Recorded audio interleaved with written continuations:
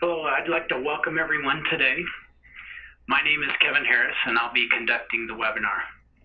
Our goal is to take you through, at a high level, the why and the what of HIPAA compliance.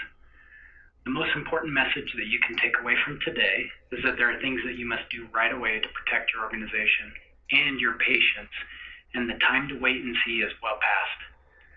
The other thing to be aware of, and we won't go into too much detail on this, is that the size of the organization does not matter when it comes to being a target or being fined. If you have PHI data, you are at risk for both, because it is valuable data and we all have an obligation to be diligent in how we go about using and protecting that data. The good news is that there is a methodical approach that you can take in order to do this. Our goal is not to cover everything in detail, but to get you started on why this is so important and where to start. So for today, we've muted everyone's lines during this webinar, but everyone should feel free to ask questions using the chat functionality. I will monitor that chat functionality and answer any questions at the end. If there's something that I cannot personally answer, I will follow up with our team and get that answer to you. With that, let's take a quick look at our agenda today. So here's our agenda for today's webinar. First, we'll talk briefly about some data points describing activity that shows an increase in penalties and fines. Next, we'll talk about what is changing from an enforcement standpoint and why. Then we'll take you through the areas in which you are most at risk. Finally, we'll talk about a few key things that you can do to get started, and then we'll answer your questions. Let's get going. Now, these are just a few examples of companies that unfortunately are making headlines for the wrong reasons. Now, we're not trying to embarrass these particular companies, but we want to use our examples to talk about specific areas of failure that may be helpful to all of us as we look at where we might be vulnerable. So CardioNet is the first example. As you can see from the headline, one laptop was stolen that had about 1,400 individuals' ePHI data on it.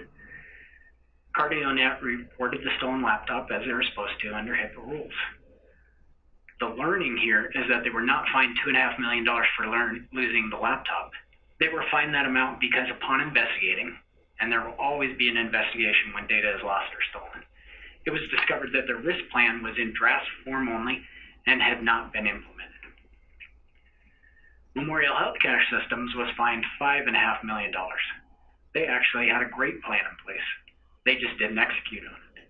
When an employee was terminated, they did not execute the provision that outlined how to close all access to every company system when an employee is no longer employed by the company.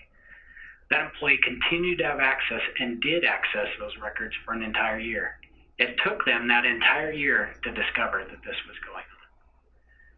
Our third example, Raleigh Orthopedic, is a very well-respected small clinic in North Carolina. They were fined $750,000 when it was discovered that they did not have a business agreement in place prior to giving access to a vendor to their PHI data consisting of over 17,000 patient records. All these fines were for the failure to have a plan or to execute on the plan when something happened. The main lesson we at Crossroads and other cybersecurity experts want you to understand is that we must do everything we can to prevent breaches or failures from happening, and that we can reduce the risk tremendously. But given that there is much more risk that something will happen, it is extremely likely that we will need to execute on the plans that we have in place. Now let's take a look at why these fines are increasing and how they're progressing. You can see here that 2016 was obviously the highest year in fines yet, quickly outpacing the rate from previous years. So far, over $67 million in fines have been handed out already, and we've already seen $12 million in fines from January and February alone of this year. The largest fine handed out was $5.5 million, twice. We already talked about Memorial Healthcare Systems. The other organization fined $5.5 million was Advocate Healthcare Systems. The average fine per entity is on the rise as well, climbing from $850,000 to almost $2 million. Obviously, the most important consideration is that we have a moral and ethical obligation to protect patient information. The discussion of fines is simply to point out that fines exist as a deterrent for bad behavior. The fines will continue to increase both in frequency and amount to remind all of us that we need to take this protection of data seriously and act to prevent both intentional and unintentional negligence. Let's take a look at the why behind these increases. In 2016, the OCR launched a new initiative meant to give their regional offices increased investigatory and enforcement authority. A breach impacting fewer than 500 individuals will be investigated by a regional office. These breaches will be prioritized according to, first, the size of the breach, second, the amount of PHI data leaked, third, the involvement of theft, fourth, was the breach caused by cyber attack, and fifth, a history of breaches. This increase in involvement for regional offices means that smaller breaches will be under more security, more scrutiny than ever before. Phase 1 of this rollout was to establish breach notification requirements to provide greater transparency for individuals whose information may be at risk. HITECH requires that the HHS Office for Civil Rights, or OCR, conduct periodic audits of covered entities and business associated compliance with the privacy, security, and breach notification rules. In 2011 and 12, OCR implemented a pilot audit program to assess the controls and processes implemented by 115 covered entities to comply with HIPAA's requirements. OCR also conducted an extensive evaluation of the effectiveness of the pilot program. In 2017, Phase 2 of the HIPAA privacy, security, and breach notification audit will continue as planned. This audit began in 2013 when 167 covered entities were selected to take part in initial desk audits. Phase 2 is the on-site portion of the audit for those selected organizations. The HIPAA controls that will be focused on during the audit will include notice of privacy practices, provision of notice of privacy practices, patient rights of access, timelines of breach notification, content of breach notification, risk analysis, and risk management procedures.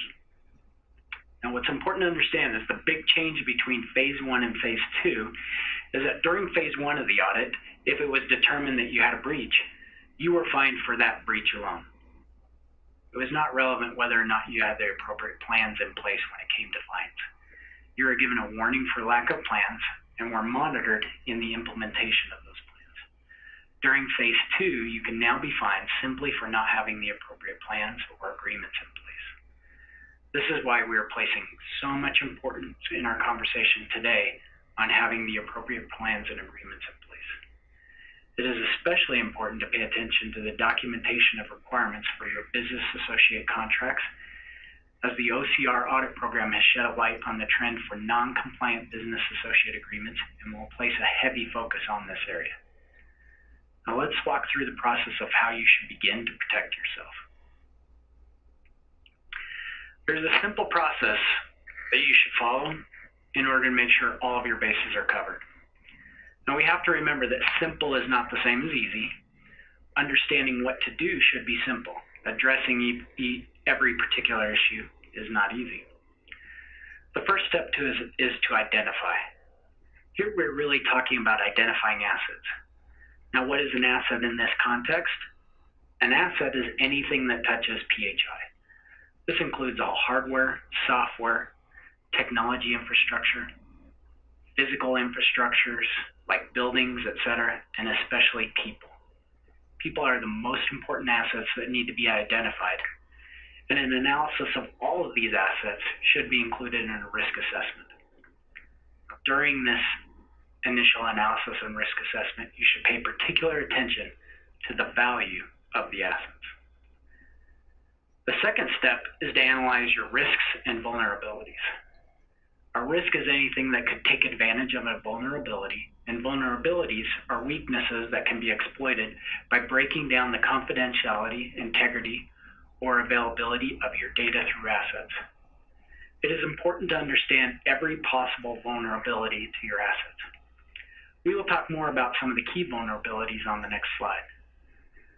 Once you have those identified, the analysis is to understand the risks, or probabilities and means of attack or failure on each of these, and start to put plans in place on how to mitigate those risks. For example, have you considered the age of your equipment, the location of offices, data and flood zones, power availability, network management? These are just a few of a long list of assets and vulnerabilities that need to be considered and planned for. After you've done this, the third step is to manage, which is to use all of this information you have gathered on assets, risks, and vulnerabilities, and put a plan in place and execute on that plan to reduce both current and future risks. Now let's go into a little more detail around a list of the key vulnerabilities. We're going to discuss 8 of the key areas of vulnerabilities. Now these are by no means meant to be an all-inclusive list, but meant to highlight some of the key areas and get you thinking about the process of analyzing and managing. Now they're mostly interrelated, which means that as you start to tackle each one, you end up tackling others simultaneously. It also means that if you leave a hole anywhere, you may have left a hole everywhere. Unencrypted data.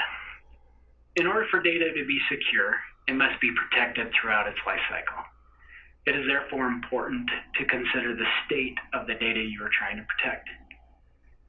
There are 3 types of data: data in motion, or data being transmitted over a network; data at rest, or data that is in your data storage area or on desktops, laptops, mobile phones, tablets, Internet of Things devices; or data in use, which is in the process of being generated, updated, erased, or viewed. This means that you need an encryption strategy that encompasses all 3 areas, not just in email transmission or on a storage device. Some other considerations. Do you have a policy in place that prevents sending identifiable patient data over email without written consent? How clear is your policy and education on phishing scams, clicking on unverified links in unsolicited emails, etc.? We've already brought this up, but let's talk a little more about business associates. A business associate is any party outside of a company's own employees that may need access to or work with PHI data on behalf of that employer. This could include, but is not limited to, insurance companies, government contractors, not-for-profit agencies, data analytics companies, IT providers, and any other contractor or provider. Not having a separate agreement in place that outlines the roles and responsibilities around access and protection of data is a violation and punishable by fines. Insider threats. Some breaches do come from malintent. Data is valuable. Access is valuable. Do you have rights protocols? Do you have monitoring protocols? Do you reset passwords appropriately? Can you monitor single sign-on access? Do you know at all times, past, present, and future, who is in what database or storage file, and what to do about it when an unauthorized person gains access? Compliance is not security. One key vulnerability is the perception that if we comply, we are secure, and if we are secure, we are in compliance. Having a firewall device is crucial, but without a plan in place for what happens if that device is breached is a violation of compliance. Just because you have a plan in place to protect your network does not mean that you're actively monitoring that network. Both security and compliance are crucial. Internet of Things, or IoT. This one is both extremely obvious and not obvious at the same time. When we're doing our risk analysis and planning for assets, we must include in our assets and vulnerabilities all devices that are connected to a network, wired or wireless. This includes medical portioning devices, such as IVs, as well as diabetic monitoring and injection devices, among others. Some form of all of these were hacked during the recent WannaCry occurrence.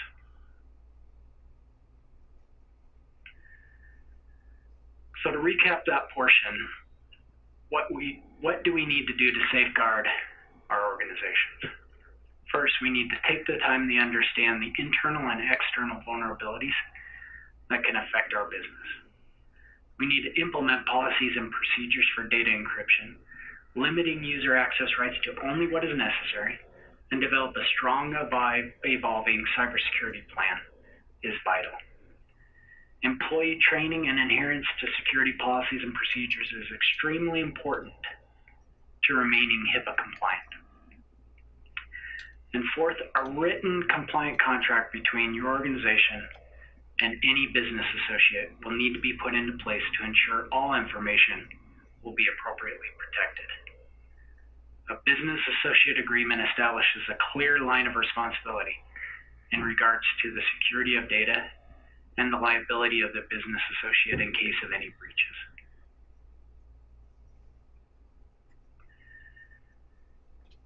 I'd like to talk a little bit about HITRUST. Founded in 2007, the HITRUST Alliance, which is a not-for-profit organization, was born out of the belief that information protection should be a core pillar of, rather than an obstacle to the broad adoption of health information systems and exchanges.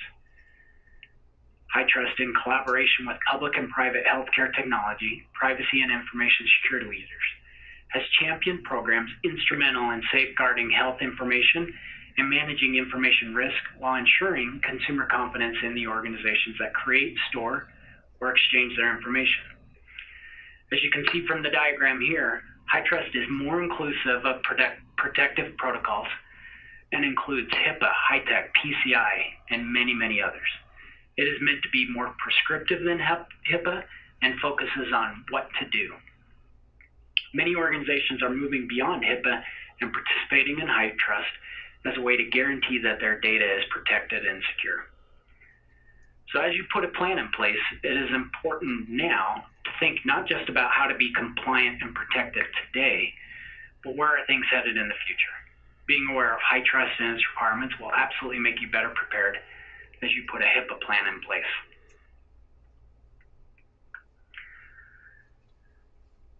Now, on top of our traditional areas of expertise in cloud computing, application hosting, IT and infrastructure management, Crossroads also specializes in regulatory compliance consulting, risk management and cybersecurity consulting, and management. I want to emphasize again that the point of our conversation today is that you act and act quickly. If there's anything that you realize needs to be addressed immediately, please engage a trustworthy, competent partner to assist you. We would be happy to be your partner, but if not us, we would encourage you to find someone who is a good fit for you and your organization and do it quickly. The cost of inaction is much greater than the actual cost of prevention. I'd like to thank you for attending this webinar today. Let's take a look at some of your questions. All right, let's take a look at those questions. Again, if you want to ask a question, you can still feel free to enter it in through the chat. We have a couple that have come in. Our first question is, from a technology or technical standpoint, what is the most important first step in security to take? There's really two that you should focus on right away. The first one we highlighted, which is email. It's the platform most likely to be involved in any kind of penetration, breach, mistake, etc.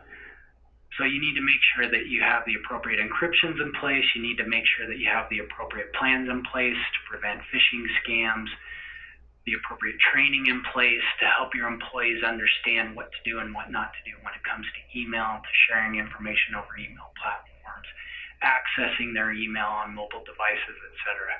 Everything that encompasses that email protocol is really the first place you should start.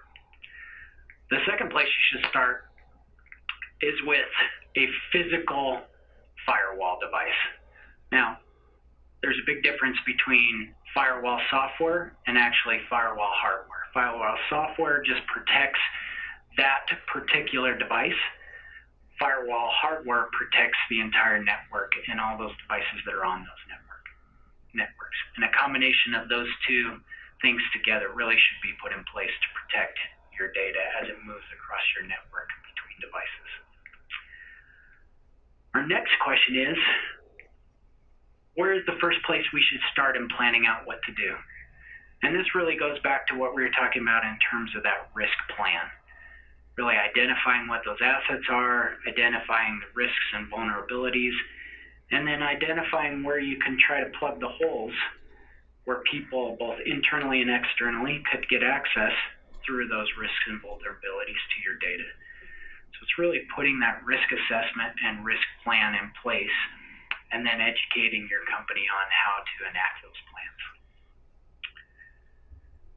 It looks like those are the only questions we have for today. If you have any additional questions, please feel free to contact us. We have our email and our contact information located on the slide here if you want to jot that down. If you'd like to consult with us on how to put together a risk assessment plan, review a current one, or need help planning out your technology protections, we would be happy to engage with you on this as well. Thanks again for participating today, and have a great day.